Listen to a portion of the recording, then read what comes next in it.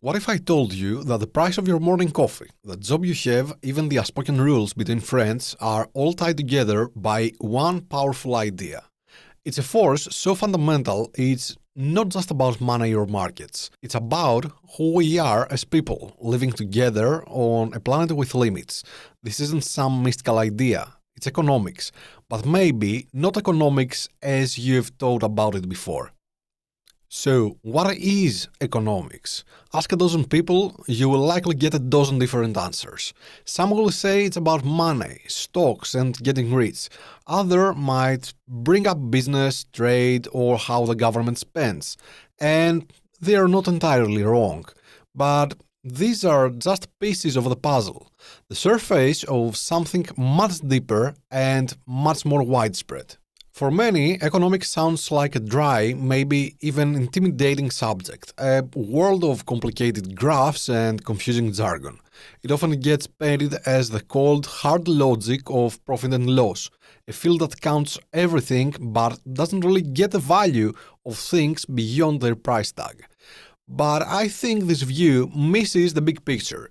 It sees the gears but not the engine, the mechanics but not the meaning. Hi everyone, this is George. Today we are going to explore this. We will start with that seemingly simple question of what is economics, but we won't just stick to the textbook definitions. We will go beyond the usual talk of supply and demand, beyond how markets work, to uncover the core principles that give economics its power and its purpose. We will look into scarcity, not just as a constraint, but as a force that has shaped human history. And ultimately, I'm aiming to show you a profound, almost philosophical side to economics, one that links it to the very soul of society, to the heart of how we live together. This isn't just an academic run-through, it's an invitation to see our world and our own lives in a new, more insightful way. If you open any basic economics textbook, you will quickly hit the idea that the whole field is built on scarcity. It's a simple idea, but it's huge. Scarcity means that what we humans want, goods, services, resources, outstrips what's actually available. Our desires, our needs, our ambitions, they are pretty much endless. We always seem to want more. More food, better homes, newer technology, more experiences, more time. But the resources to get these things like land, labor, capital, raw materials, and even time itself are limited. There are only so many hours in a day, only so much fertile land, only so many skilled people for any given job. This basic mismatch between endless wants and limited resources is the central problem economics tries to solve. It's the fundamental challenge every person, every family, every society, really every living thing faces, because we can't have everything we want. We have to make choices. And this is where economics as a formal area of study really kicks in. These choices mean answering three key questions. What goods and services should we produce? With our limited resources, should we build more schools or even shopping malls, invest in renewable energy or stick with fossil fuels? Focus on making things for now or things that will help us produce more in the future. The second question is how should these goods and services be produced? Should we use lots of human labor or more machines and automation? Should production be handled in one central place or spread out? What technologies and combination of resources are the most efficient? And the third question is who gets these goods and services? How should what we make be shared among everyone in society? Should it be based on needs, effort, wealth, lottery, or something else entirely? Every choice we make when things are scarce has a consequence, a trade-off. When we decide to use a resource for one thing, we are also deciding not to use it for something else. That other thing we give up, the value of the next best option we didn't pick, is what economists call opportunity cost. If you spend an hour watching YouTube, The opportunity cost is whatever else you could have done with that hour, working, studying, or spending time with people you care about. If a government spends $1 billion on a new highway, the opportunity cost might be the hospitals or schools that could have been built with the same money. It's no stretch to say that if scarcity didn't exist, economics wouldn't either. Society would just produce, share, and use an infinite amount of everything to meet everyone's unlimited wants and needs. Everyone would get everything they wanted, and it would be all for free. But we all know that's not how it works. What economists study are the decisions and trade-offs societies make precisely because of scarcity. So, at its most basic, economics is the study of how we as individuals and as societies make decisions when faced with scarcity. It's about understanding the choices, the trade-offs, and the systems we create to manage these limited resources and try to satisfy our endless wants. This is the standard answer, the foundation. But it's not the whole story. It's just the doorway to a much richer, more complex understanding. The idea of economics centering on scarcity and choice is vital, but it's just where our exploration begins. To really get what economics is all about, we need to look at its name and what it suggests on a bigger scale. Well, think about the ending, the omics. We see it in fields like genomics, proteomics, metabolomics. This suffix usually points to the study of a large-scale system in its entirety, its structure, how it works, how it changes. Genomics, for example, isn't just about one gene, it's about an organism's entire genetic makeup and how those genes work together. In the same way, economics suggests studying the entire system of how a society organizes, the way it makes, shares, and uses goods and services.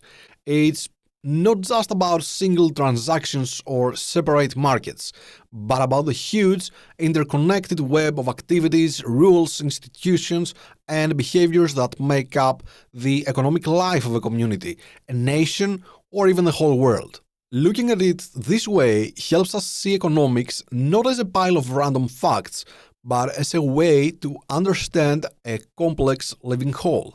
Now let's go even deeper, right to the roots of the word economy. It comes from two Greek words, oikos, meaning house, household, or even our environment, and nomos, meaning law, rule, custom, or management. So, economia, economy, originally meant household management. It was about wisely managing a household's resources to make sure everyone in it was doing well.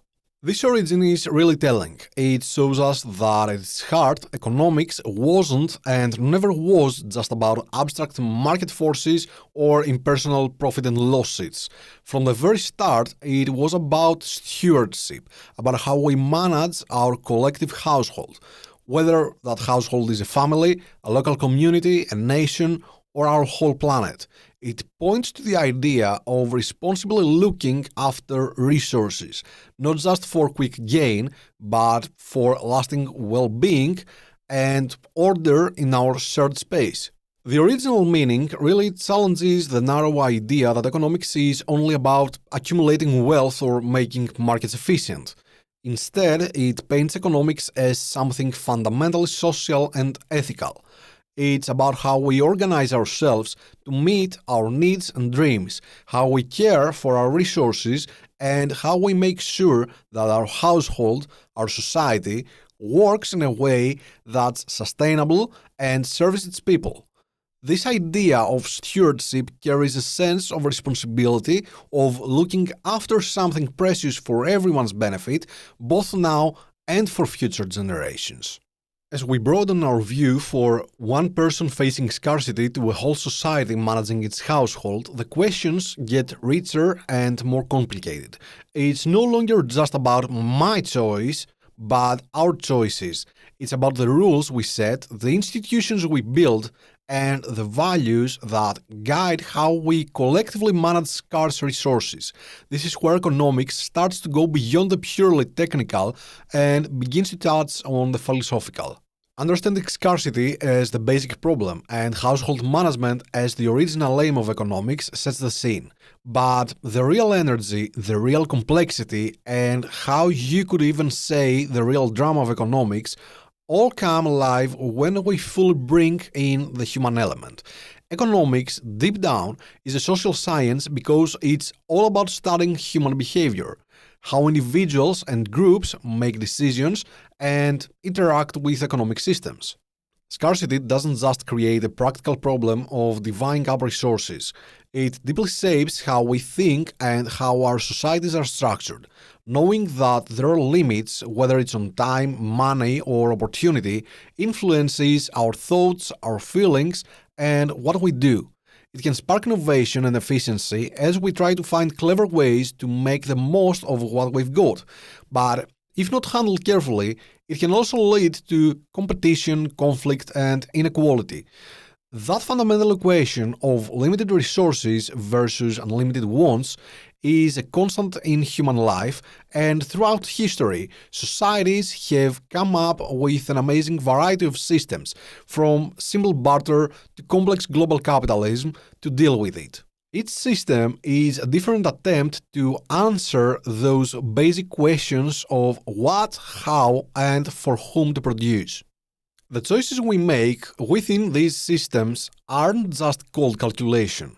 They are packed with values. When we decide as a society to put more money into education instead of military spending, or to protect the environment instead of allowing unchecked industrial growth, we are making statements about what we collectively think is important.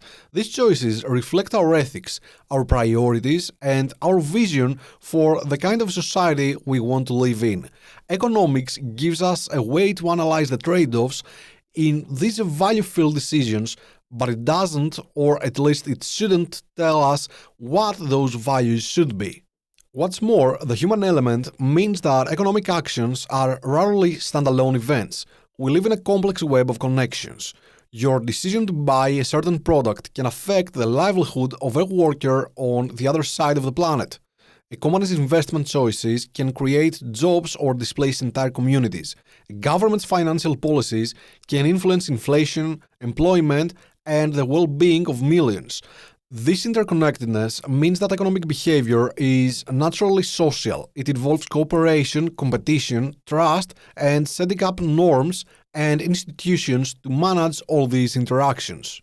Think about markets. They are often described as abstract systems of supply and demand, but markets are, at their core, social creations. They depend on certain understandings, rules, both written and unwritten, and a certain amount of trust between buyers and sellers. The very fact that a market exists for something implies a collective agreement that this is an acceptable way to distribute that resource. Different societies have different ideas about what should and shouldn't be bought and sold in a market, reflecting their diverse cultures and ethical viewpoints. This journey from individual scarcity to societal systems shows that economics isn't just about how people do act when resources are limited, but also about how they could or should act. It makes us face questions of fairness, justice, and the common good. If resources are scarce, how do we make sure everyone's basic needs are met? How do we balance individual freedom with collective responsibility? How do we design economic systems that are not only efficient, but also fair and sustainable? This is where the story of economics really gets interesting. It stops being just an explanation of facts and figures and becomes a narrative about human choices, how societies evolve, and our ongoing effort to manage how we live together on a planet with limits. It becomes a story of how we try to balance our individual desires with the needs of everyone and our current consumption with what we leave behind for the future. So, we've journeyed from the hard fact of scarcity to the ancient idea of household management and through the tangled web of human choices and their impact on society. Now we reach the deepest level of our exploration, the connection between economics and what we might call the soul of society. This is where economics steps beyond its technical side and really engages with philosophy, ethics, and the big questions of human existence. If economics at its foundation is about how we share our limited resources to meet unlimited wants, then the way we choose to do this, the systems we design, and the priorities we set says a lot about our collective values, about our society's soul. Does our economic system put individual gain above everything else, or does it try to balance that with the well-being of the community? Does it value short-term profit over long-term sustainability? Does it aim for fairness and justice, or does it allow huge gaps between people? These aren't just technical questions. They are deeply philosophical and ethical questions that sit at the heart of economics, even if they sometimes get hidden by models and statistics. The great economist John Maynard Keynes, thinking about his mentor Alfred Marshall, described the ideal master economist in a way that highlights this philosophical depth. He said, "The master economist must possess a rare combination of gifts. He must reach a high standard in several different directions and must combine talents not often found together. He must be a mathematician, historian, statesman, philosopher in some degree. He must understand symbols and speak in words. He must contemplate the particular in terms of the general and touch abstract and concrete in the same flight of thought. He must study the present in the light of the past for the purposes of the future. No part of man's nature or his institutions must be entirely outside his regard. He must be purposeful and disinterested in a simultaneous mood, as aloof and incorruptible as an artist, yet sometimes as near to earth as a politician." This incredible description shows that economics, when you really get into it, has to draw from many fields. It can be walled off from history, which gives context, from philosophy, which gives ethical ways of thinking, from political science, which deals with power and how we are governed, or even from psychology, which helps us understand why people do what they do. To truly understand what's happening in the economy, you have to wrestle with the complexities of human nature and how our institutions have developed and the long-term effects of our collective choices. The soul of society is reflected in how our economic system answers some basic questions. What is progress? Is it just an ever-growing gross domestic product, or does it include wider measures of human well-being, like health, education, the quality of our environment, and how well we get along as a society? What's the point of all our economic activity? Is it just to create wealth? Or is wealth a tool for a higher goal, a just, fair, and sustainable society? This philosophical side of economics makes us face the ethical side of scarcity. If not everyone can have everything they want, then how do we decide who gets what? Markets are one way, but are they always the fairest or most efficient way for all goods and services? Think about healthcare, education, or clean air and water. The decisions we make about how to share these essential things reflect our deepest societal values. And economics also shapes how we understand ideas like freedom, responsibility, and community. Does an economic system encourage individual independence while also building a sense of collective responsibility? Does it lead to relationships based on mutual benefit and trust, or does it push a more isolated, self-interested view of how people interact? These are the kind of questions that drive economic philosophy and social ethics, exploring how our economic structure can either support or undermine the kind of society we want to be. So, to see economics merely as the study of money and market is to miss its profound link to the human spirit and our collective search for a good life. It's a field that, at its best, helps us critically examine the foundations of our society and to imagine and build economic systems that are not only productive, but also just, sustainable, and in line with our deepest human values. It asks us to think not just about the price of everything, but also the value of things that might be beyond price. This look into the heart of economics touches so many parts of our lives. What does economics now mean to you?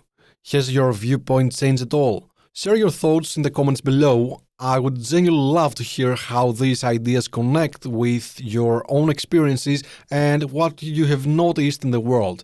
And if you found this exploration helpful, please give this a like and subscribe for more discussions about the concepts that shapes our world. We started with a straightforward question: what is economics? We've journeyed from the basic idea of scarcity, that unavoidable reality of limited resources and unlimited wants, which means we always have to make choices.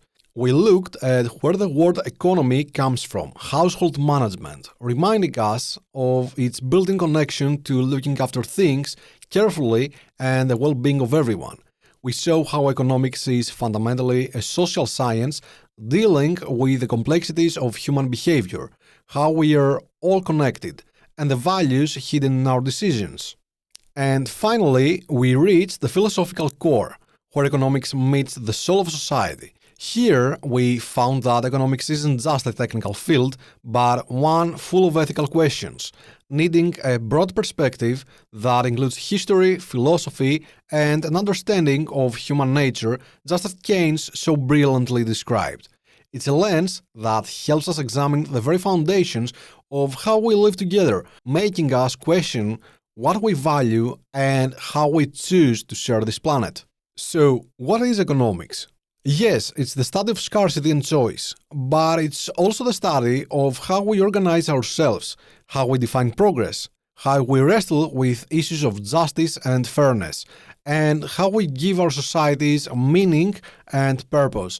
It's a field that, when you understand it fully, goes far beyond just creating wealth to engage with the deepest questions of how to build a flourishing and sustainable human society. Economics, then, isn't just a subject you study.